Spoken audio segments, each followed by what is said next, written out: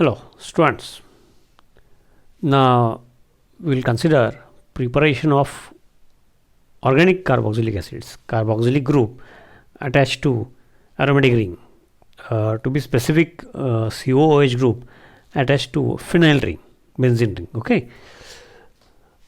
Now, oxidation of alkyl benzenes is a subheading under main preparation of carboxylic acid.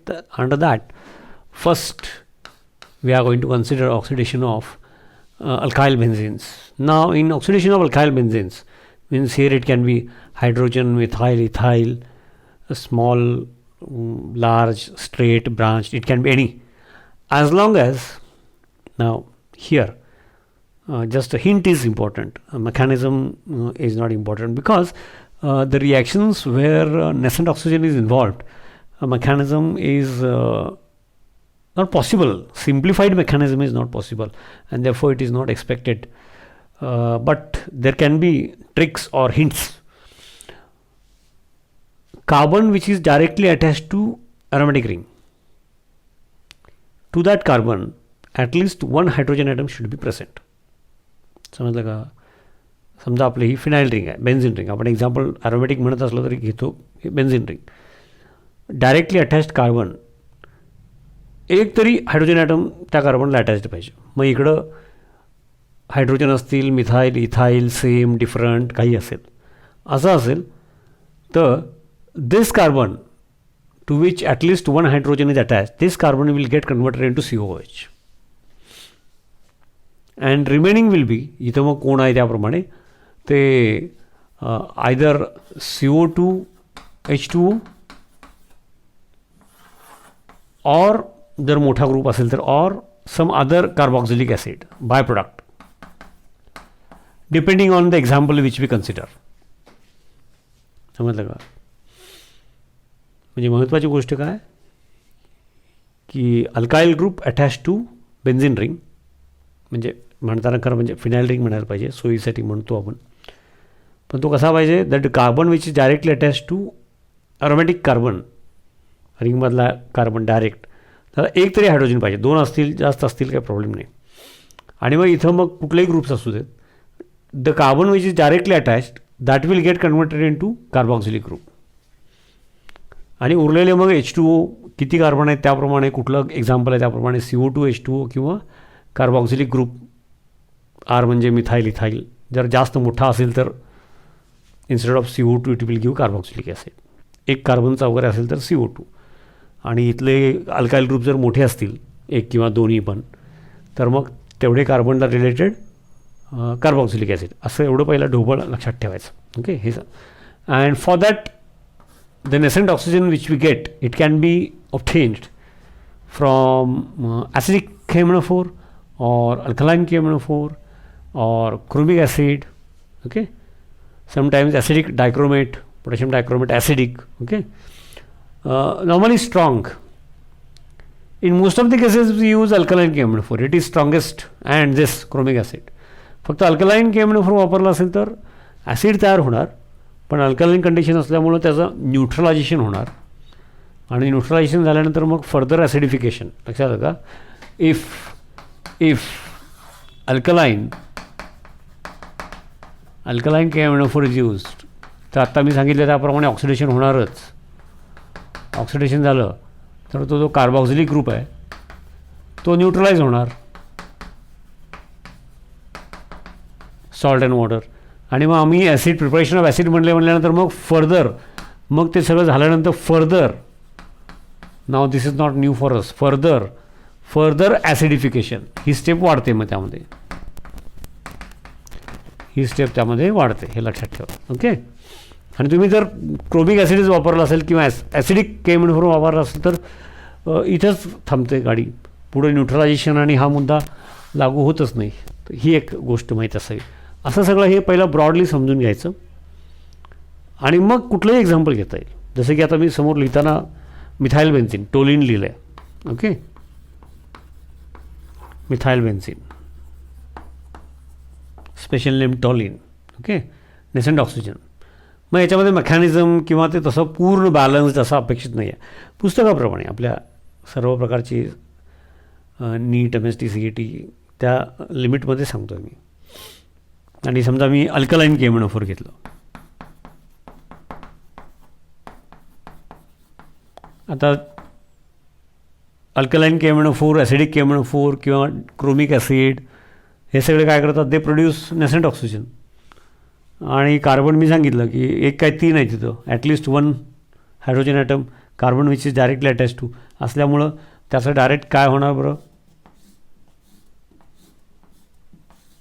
COOH. आणि उरलेले hydrogen oxygen म्हणजे H2O. पण हा COOH पण alkaline असल्यामुळं याचा ॲक्च्युली न्यूट्रलायझेशन होणार. न्यूट्रलायझेशन झाल्यानंतर म्हणजे काय होणार बरं, acidic hydrogen, acid and base react with each other and form salt and water. Alkaline KMnO4 म्हणजे नॉर्मली KOH किंवा NaOH असतो. ओके. आणि मग त्याचा सॉल्ट अँड वॉटर. आता ह्या सगळ्या गोष्टी बेसिक सोप्या पूर्वी झालेल्या असल्यामुळे मी आता डायरेक्ट लिहितो आहे. त्यामुळे हा तयार काय झाला, थिओरेटिकली कार्बॉक्सिलिक ॲसिड ग्रुप तयार झाला बरोबर आहे, but immediately it gets neutralized. म्हणजे आम्हाला मिळालं काय ॲक्च्युली, तर हा आणि मग प्रिपरेशन ऑफ कार्बॉक्सिलिक ॲसिड असल्यामुळं मग कार्बॉक्सिलिक ग्रुप तरी तयार झाला, ऑल्दो इट गेट्स न्यूट्रलाइज्ड. म्हणजे हा benzoic acid, potassium benzoate. Okay. आणि मग परत काय करायचं, हे सगळं झाल्यानंतर तील acidic normally dilute acid dilute HCl add करतो आपण, त्याला मग ॲसिडिफिकेशन म्हणायचं, फर्दर ॲसिडिफिकेशन. हे सगळं कारण याच्यासाठी अल्कलाईन कंडिशन वापरलेली आहे. हे सगळं झाल्यानंतर आम्हाला पहिल्यांदा कार्बॉक्सिलिक ॲसिड मिळेल, अल्कलाईन KMnO4 असल्यामुळं, म्हणजेच तिथं KOH किंवा NaOH असल्यामुळे immediately it will gate neutralised. मग आम्हाला ॲसिड तर पाहिजे. मग हे सगळं झालं, देन मग शेवटची स्टेप म्हणजे सेकंड स्टेप म्हणूया. हे पहिल्या स्टेपमधले सगळे सब स्टेप्स. देन फर्दर ॲसिडिफिकेशन, मग फिनॉलच्या वेळेला फर्दर ॲसिडिफिकेशनचा जेवढा आपण डिटेल अभ्यास केला ते सगळं पुन्हा जाऊन रिवाईज करायचं. त्या सगळ्या गोष्टी पुन्हा इथं लिहिणं बरोबर नाही, म्हणजे तुमचा अभ्यास तेवढा पाहिजे आणि त्या सोप्या आहेत. फर्दर ॲसिडिफिकेशन काय होणार बरं, की ॲसिडमधला फ्री H+ आयन इथे येणार प्लस सॉल्ट, ते आता मी डायरेक्ट लिहितो. फर्दर ॲसिडिफिकेशन.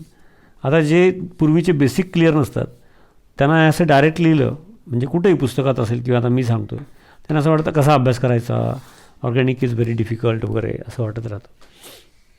किंवा हा सॉल्ट आहे, याची रिॲक्शन HCl बरोबर डायल्यूट HCl, मग तो O- आणि H+ यांच्यामध्ये बॉन्ड झाला आणि उरलेलं सॉल्ट ते काय सेपरेट परत लिहिणं या स्टेजला एवढे टॉपिक झाल्यानंतर 11वीमधला बेसिक्स आणि त्यानंतर हॅलोजनशी रिलेटेड टॉपिक, त्यानंतर हायड्रॉक्सीशी रिलेटेड टॉपिक, त्यात फिनॉलच्या वेळेला आपण फर्दर ॲसिडिफिकेशनच्या 2 रिॲक्शन्स बघितलेल्या आहेत, 3 रिॲक्शन्स बघितलेले आहेत. त्यामुळे पुस्तकात पण तसंच असतं, असं डायरेक्ट स्टेप्स असतात आणि डायरेक्ट प्रोडक्ट असतो विदाउट बॅलन्सिंग. तर मग अनेकांना वाटतं की असं कसं काय शिकवायचं, तसं नाही आहे. तर तो बेस झालेला आहे आणि त्यामुळे तसं लिहिलं जातं, तर समजून घ्या. आता कुठलं पण एक्झाम्पल घेऊया ना आपण, म्हणजे 2 मिथाईल ग्रुप्स असतील तर दोन कार्बॉक्सिलिक ग्रुप होणार. मग अल्कलाईन KMnO4 वापरला असेल तर फर्स्ट न्यूट्रलायझेशन होईल, ॲसिड तयार झालं, immediate neutralization. Then after that we have to carry out further acidification. आणि ॲसिडिक KMnO4 वापरला असेल इन्स्टेड ऑफ अल्कलाईन KMnO4 तर काही प्रॉब्लेम नाही. समजलं का. तर आणखी 1-2 एक्झाम्पल्स आपण याची बघूया. ही एक मेथड आहे, अशी सोपी मेथड आहे. याच्यामध्ये असं जसं नॉर्मली आपण बघत असतो mechanism, electrophilic addition, electrophilic substitution, nucleophilic वगैरे रॅडिकल, तसं काय इथं या मेथडला नेसेंट ऑक्सिजनच्या मेथडला अपेक्षित नाही आहे. म्हणजे ते आपल्या लेवलला शक्य नाही आहे. आपली लेवल म्हणजे 12वी आणि सर्व प्रकारचे. Yes let us consider few examples. बघा आणखी एखाद दुसरं एक्झाम्पल मग टेक्स्टमध्ये असेल. तर मी काय सांगितलं होतं की carbon which is directly attach to aromatic carbon, aromatic रिंगमधला ॲरोमॅटिक कार्बन म्हणून ॲरोमॅटिक कार्बन बरं का म्हणायची पद्धत. मग इथं आहे, मग त्याला एक तरी हायड्रोजन पाहिजे आहे. Okay, it will get converted into COOH. मग एकच कार्बन असेल तर CO2H2, मोठा असेल तर त्याप्रमाणे corresponding COOH. Carboxylic acid. Okay, तर त्याप्रमाणे मग आता तेच मगाशी जसं सांगितलं तशा सगळ्या स्टेप्स मी लिहित नाही. First step, normally alkaline KMnO4 is used, good oxidizing agent, strong. Acidic वापरलं तर फर्दर ॲसिडिफिकेशनची स्टेप वाचते, मी मगाशी सांगितलं. पण नॉर्मली अल्कलाईन KMnO4, कारण का सगळ्यांच्यामध्ये तो व्हेरी स्ट्रॉंग ऑक्सिडायझिंग एजंट आहे, नेसंट ऑक्सिजन. म्हणजे इथं रिॲक्शन विथ नेसंट ऑक्सिजन इथं असं पाहिजे लिहितो मी. आणि वरती मग फर्स्ट स्टेप, मग अल्कलाईन KMnO4 असेल तर अल्टिमेटली ॲसिडिफिकेशन करायला पाहिजे, कारण जो कार्बॉक्सिलिक ॲसिड तयार होणार तो इन अल्कलाईन कंडिशन म्हणजे KMnO4 in KOH aqua solution or NaOH aqua solution neutralisation होणार. मग फर्दर ॲसिडिफिकेशन करायला लागेल, ते आपण बघितलं. ओके, म्हणजे फिनॉलच्या वेळेला आपण ते जास्त डिटेल बघितलं आहे आणि मगाशी फक्त उल्लेख केला. तर अल्कलाईन KMnO4 ही पहिली स्टेप. त्याच्यानंतर ऑक्सिडेशन होणार, कार्बॉक्सिलिक ग्रुप तयार होणार, न्यूट्रलायझेशन होणार. ओके, देन ते सगळं झाल्यानंतर देन सेकंड स्टेप म्हणून number second, then dilute acid. मग डायल्यूट HCl लिहा, डायल्यूट H2SO4 लिहा, फर्दर ॲसिडिफिकेशन लिहा, सगळं बरोबर म्हणजे डायल्यूट ॲसिड. आणि मग मी आता डायरेक्ट प्रोडक्ट लिहितो.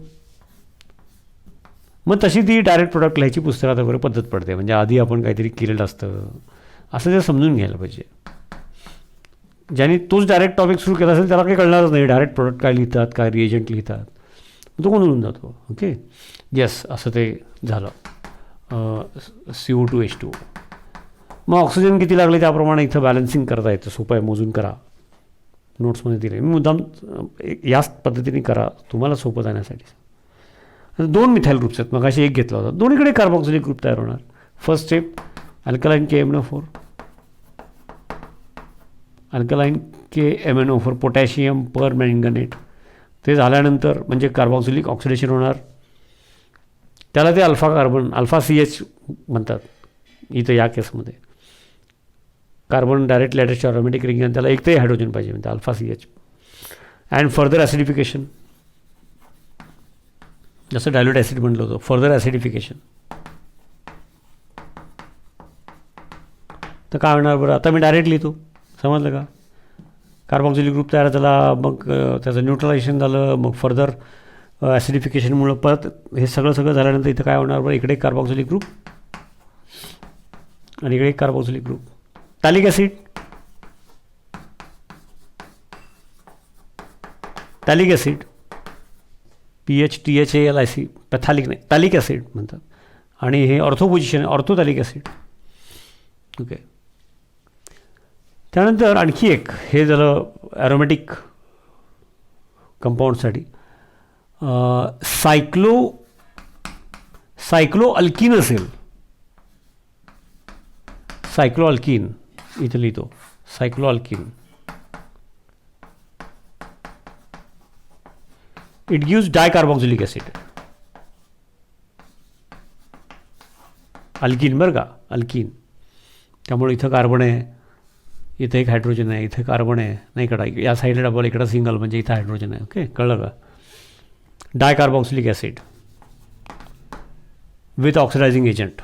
मग बघा अल्कलाईन इथं ब्रेकिंग इथं होणार, डायकार्बॉक्सिलिक ॲसिड ते माहीत असावं. Alkaline KMnO4 first step. Second step आता बघा पटपट लिहितो, डायल्यूट ॲसिड, फर्दर ॲसिडिफिकेशन. आणि मग जर सायक्लो अल्कीन असेल तर dicarboxylic acid, carbon carbon double bond रिंगमधला ब्रेक होणार. आणि मग जर रिंगमधला ब्रेक झाला म्हणजे याचा COH आणि याचा COH असे 2 COH तयार झाले.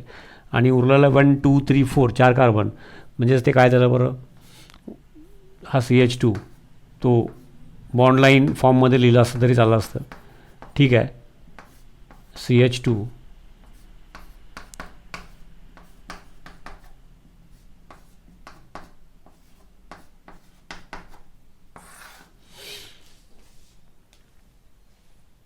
ॲडिपिक ॲसिड पुढं पॉलिमरायझेशनच्या टॉपिकमध्ये लागतो. ॲडिपिक ॲसिड आणि 1 2 3 4 5 6 6 कार्बन हेक्झेन डायोको ॲसिड 1 6 ते पण नाव लिहिता येईल त्याचं नाही का. 1 6 HEXANE. आता हेक्झेन डायओइक मधलं डी वॉवेल नाही आहे, त्यामुळे ई रिप्लेस करायचं नाही, रिटेन करायचा. हेक्झेन डायओइक ॲसिड तिथं दिसणार नाही, मी या साईड इथं पुन्हा लिहितो. 1,6 हेक्झेन डायओआयसी ॲसिड नाही का. Normally E replaced by OIC acid असतो. आता इथं 2 COOH म्हणजे डायओइक ॲसिड.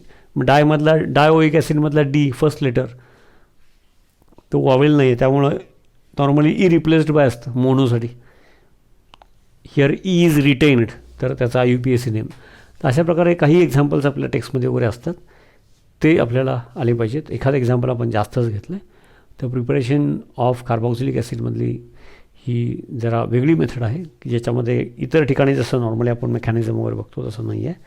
इथं हिंट किंवा ट्रिकच्या आधारावरती बघितलं, कारण त्याची तेवढीच गरज आहे आणि तसंच अपेक्षित आहे आपल्याला, आणि तसं शक्य आहे आपल्या या लेवलला, 12th लेवलला.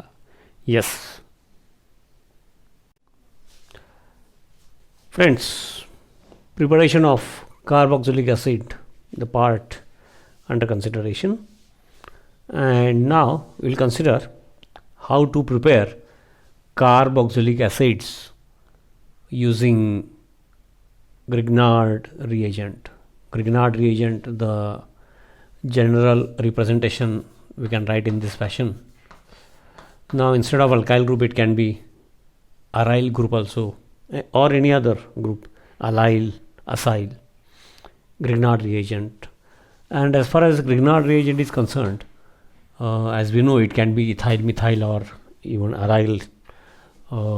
Grignard reagent, the alkyl group here is the ionic bond.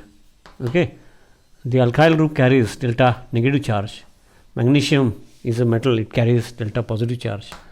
And Grignard reagent with here with dry CO2, or the earlier topic, preparation of alcohols with aldehydes, ketones, means with carbonyl group, and in future with cyanide. Grignard reagent, this alkyl group or aryl, okay, it attacks in the form of nucleophile.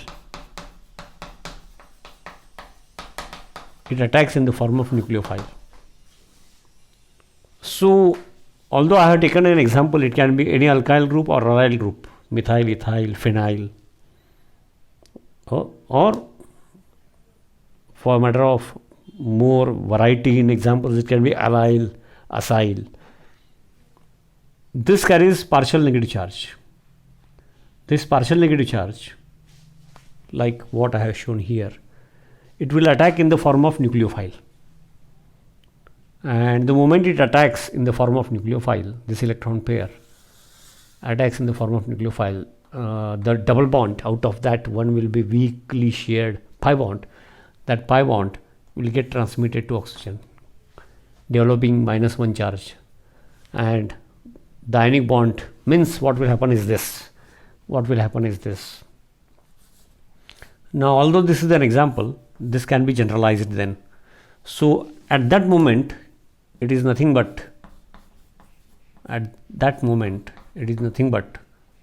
this, the electron pair on. So let me show the arrow representative.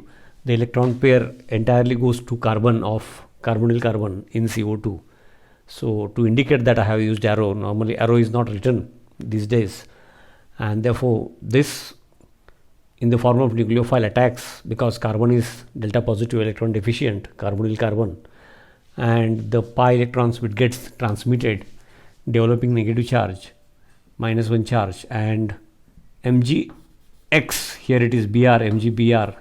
So mg, although in all it is +2, Br -1, so mg +1 and O minus, so it will balance that. So here is the ionic bond. So this, the pair is not shown normally, but we should understand it. The routine 2 lone pairs, this electron pair developing -1 charge, +1 charge on magnesium, because out of +2, 1 + 1 is balanced by -1 Br. So this is what we get, and the square bracket normally here is used to just to or just because it is a big complex substance, it is in general called as Mg complex or intermediate complex. It is an intermediate, that's why. This is the first step, and for the first step what we require is not only dry ether but pure and dry ether as solvent. Although we say ether, it is normally diethyl ether as solvent, because we know that, since we have studied previously, trace amount of moisture or alcohol, active hydrogen, will decompose Grignard reagent.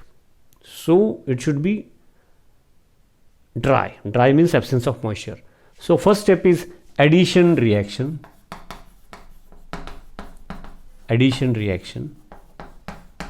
giving rise to intermediate complex, or we call as Mg complex. Here, although I have taken ethyl, it can be methyl, it can be phenyl. Okay. And after this step, then that is treated with dilute acid, normally dilute HCl, means with water in presence of its free H plus ions, catalytic, and it will result in what? This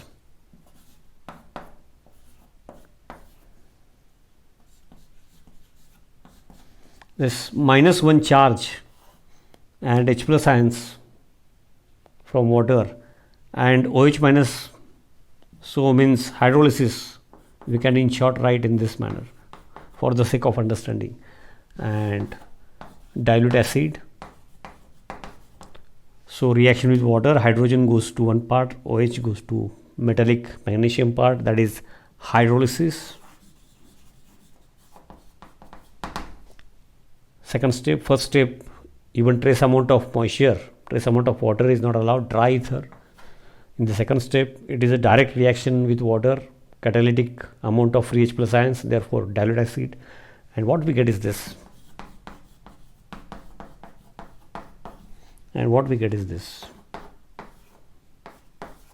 This hydrogen from water plus magnesium ionic bond, and also ionic bond with water, therefore it is shown in bracket. Many times, or for the sake of simplicity at our levels, it is written in this fashion. Okay, it is written in this fashion, I will not object, but that is not correct. It is not a covalent bond, it is an ionic bond. At our levels it is normally written, it's all right. Now halogen, here it is bromine, therefore instead of X we should have written bromide. Specific case we have taken, it's all right. Now since with CO2, therefore with dry ice and Grignard reagent, first step is addition reaction, nucleophilic addition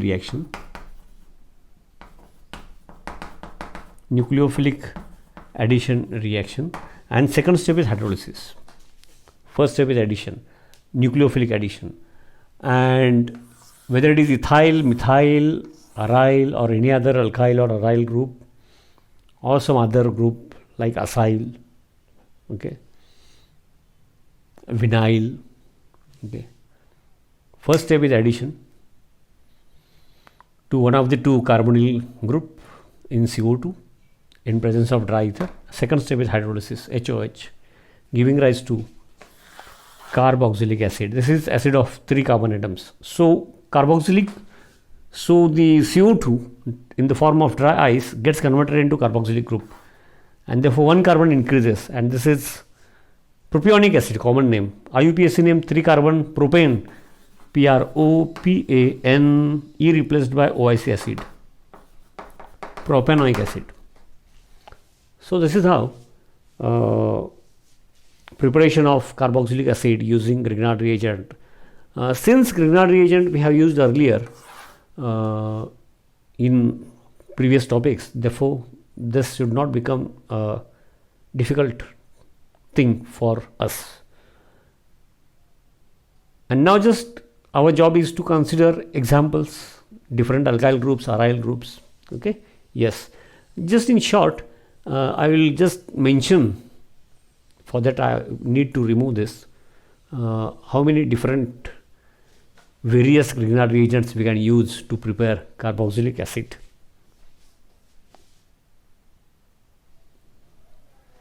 So, although we have taken one example, ethyl magnesium halide, ethyl magnesium bromide was the specific example.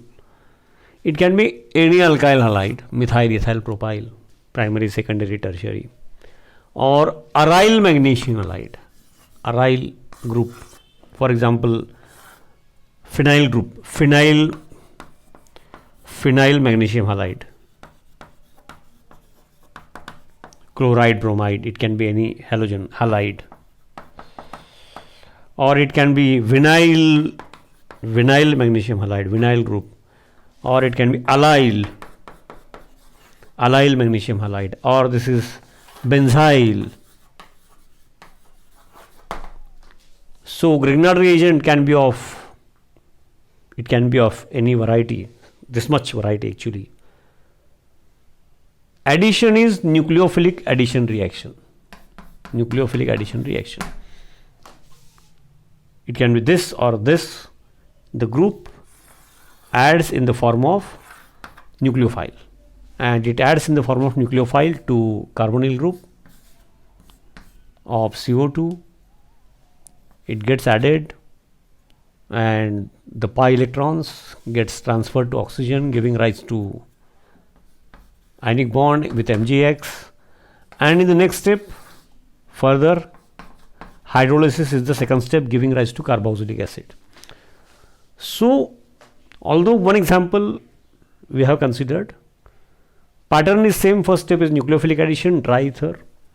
Second step is hydrolysis, dilute HOH, giving rise to carboxylic group,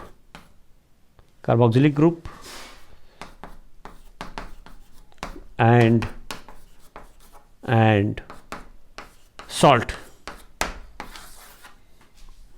So this we should know, this much we should know. Okay, yes, very simple.